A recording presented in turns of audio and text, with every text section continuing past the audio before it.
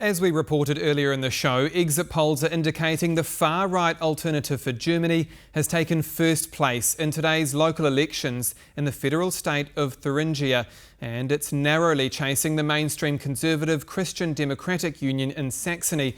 Here to discuss the result is Noah Barkin, a senior advisor at Rhodium Group. Good evening. Thank you for joining us on TVP World. Good to be here.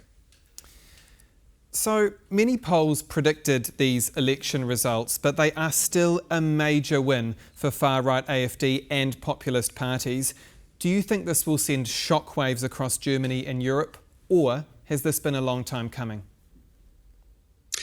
Well, I mean, this is a serious, I think, blow to the mainstream political parties here in Germany.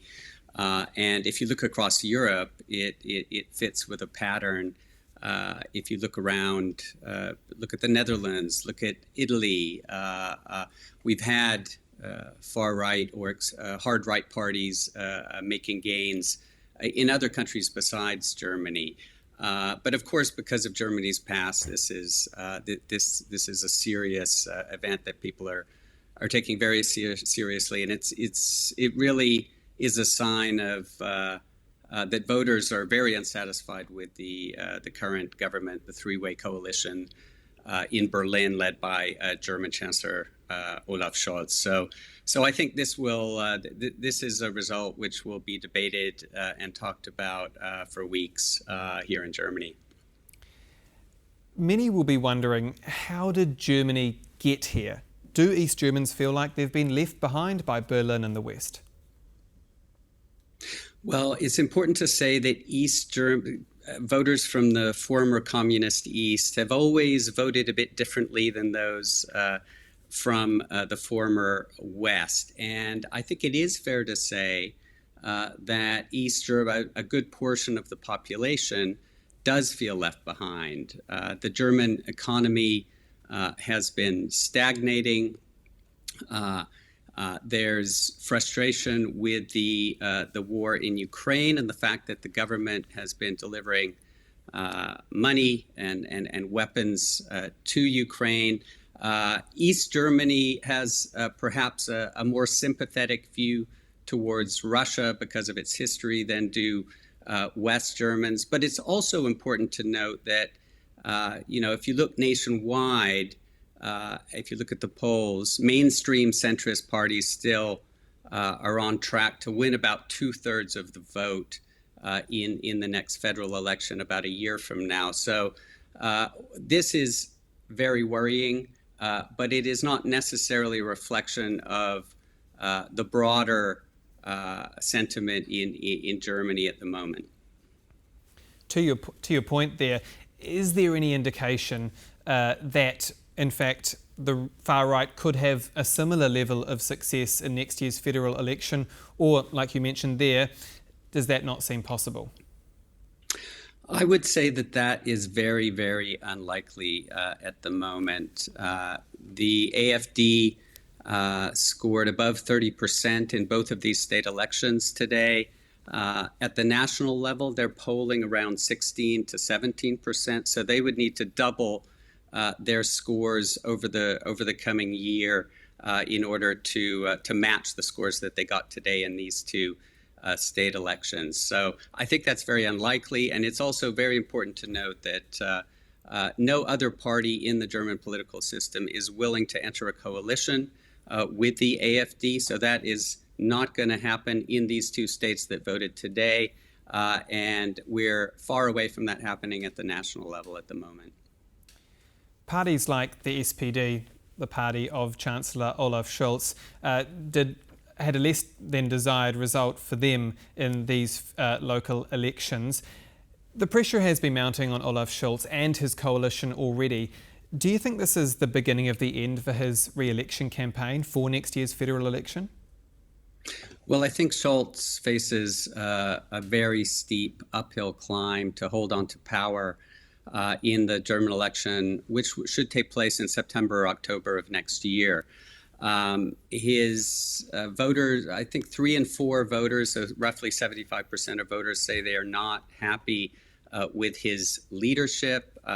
There's huge amount of frustration in the population with the infighting within the current three-way coalition between Schultz's Social Democrats, the Greens, and the Free Democrats. They are struggling to get things done. This is a very loveless coalition. So I think right now, if you look at the polls, the center-right CDU is far ahead, has roughly double the score of Schultz's Social Democrats in the polls. So the betting odds right now, as of today, are that the CDU, the former party of Angela Merkel, who was the previous German chancellor, is going to win the next federal election and run the next German government. But there's still a year to go. A lot can happen, and I don't think Schultz has completely given up on his chances. I also doubt, although there will be some debate about these elections triggering perhaps a collapse of the government and early elections in Germany. I think that's very unlikely because none of the governing parties at the moment have an interest in early elections. They would rather wait as long as possible so their poll ratings potentially go up. A year is indeed a long time in politics. Of course, we've talked a lot about the AfD. Another party taking advantage of voter dissatisfaction is the Sarah Wagenknecht Alliance, known as the BSW. Both her and the AfD have one thing in common. They're pro-Russia and they oppose support for Ukraine.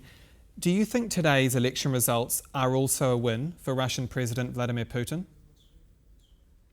Well, if you look at the results, obviously this new party led by Sarah Wagenknecht did quite well.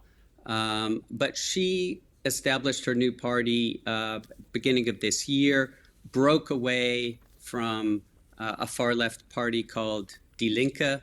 And if you add up her votes and Die Linke votes together, you're getting roughly the same result as you got 5 years ago in the elections in these states. So I would not say that it's a huge win for Vladimir Putin. As I said, East German states have been much more sympathetic to Russia. They've been much more critical of the government's support for Ukraine, sanctions against Russia. But they have very little impact on federal policy. Sarah Wagenknecht could become a bit of a kingmaker in these two states because the mainstream parties will be looking to form a coalition without the AfD, and they may not be able to do that without Sarah Wagenknecht. So there will be a debate over Ukraine policy as these state governments come together. But I don't think this is going to have a huge impact on the federal government's support for Ukraine over the next year until the next federal election. So does a country like Poland need to be worried about the rise of the AfD in East Germany, given that regional tensions are so high? Well, I think all Europeans who support democracy and the rule of law have to be worried about the rise of a party like the AfD. It's important to note that the AfD is far more radical in many ways than some of the other right-wing parties in Europe. Marine Le Pen in France, Giorgia Meloni in Italy. This party is an ethno-nationalist party, would like to see immigrants pushed out of Germany, and as you said, is quite sympathetic to Vladimir Putin and Russia. So if these sentiments, particularly over Ukraine, were to spread in the population, if support for the government's policy on Ukraine were to weaken, then that, of course, would be have an important impact on the war in Ukraine and Poland as well. And we are running out of time, but very shortly, today marks 85 years since Germany invaded Poland. Polish President Andrzej Duda says reparations are, and I quote, not just possible but due. Do you think it's time for the Germans to come to the table, or do you think they could in the near future? Well, the Germans have been pretty consistent about this. I've been in Berlin for about 20 years now, reporting on as a journalist and now as an analyst. And my sense is that there is not a great deal of appetite in the political establishment for paying reparations. And I suspect that this is unlikely to change after the federal election a year from now.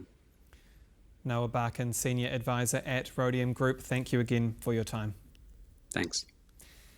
And that's World News tonight. For more, do stay tuned with us here on TVP World.